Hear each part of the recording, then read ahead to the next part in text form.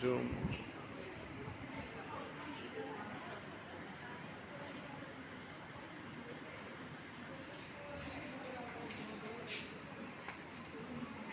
তোমরা কেমন আছো? আলহামদুলিল্লাহ স্যার, আপনি কেমন আছেন? আলহামদুলিল্লাহ ভালো আছি। আজকে তোমাদের ক্লাসের আলোচনার বিষয় হলো আইনের উৎস। আইন কোন উৎস থেকে সৃষ্টি হয়েছে আসছে।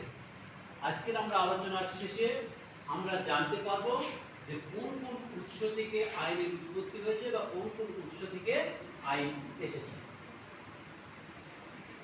অধ্যাপক হল্যান্ডের মধ্যে আইনের উৎস হলো 6টি। অধ্যাপক হল্যান্ডের মধ্যে আইনের উৎস কয়টি? আইনের উৎস হলো 6টি। তার মধ্যে প্রথম যে উৎস সেটি হলো প্রথা। প্রথা হলো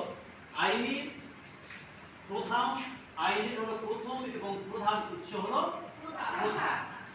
যখন রাষ্ট্র সৃষ্টি হয়নি, রাষ্ট্র সৃষ্টির পূর্বে মানুষ প্রথার উপর ভিত্তি করে সামাজিক জীবন পরিচালিত হতো। তাহলে প্রথাটা কি সেটা তো আমরা জানি। প্রথাটা কি?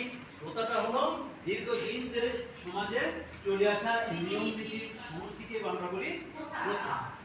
এখনো বিশ্বের অনেক কোন দেশে প্রথা ভিত্তিক আইন রয়েছে, অর্থাৎ ওই দেশের প্রথাগুলো নিয়ে আইনের মর্যাদা লাভ করেছে। বাংলাদেশে যদিও প্রথাকে আইনের মর্যাদা দেওয়া হয়নি, কিন্তু ইংল্যান্ডে বা যুক্তরাজ্যে প্রথাটাই হলো আইন। এই প্রথাটাকে কেউ যদি ভঙ্গ করে তাহলে তাকে শাস্তি পেতে হয়, কারণ ওই দেশের প্রথাগুলোই হলো আইন। তাহলে আইনের প্রথম এবং প্রধান যে উৎস সেটা হলো প্রথা, কারণ প্রথা থেকেই আইনি সৃষ্টি হয়েছে। 2 নম্বর হলো ধর্ম। ধর্মীয় গ্রন্থ আইনের আরেকটি উৎস। ধর্মীয় গ্রন্থ থেকে আইন সৃষ্টি হয়েছে।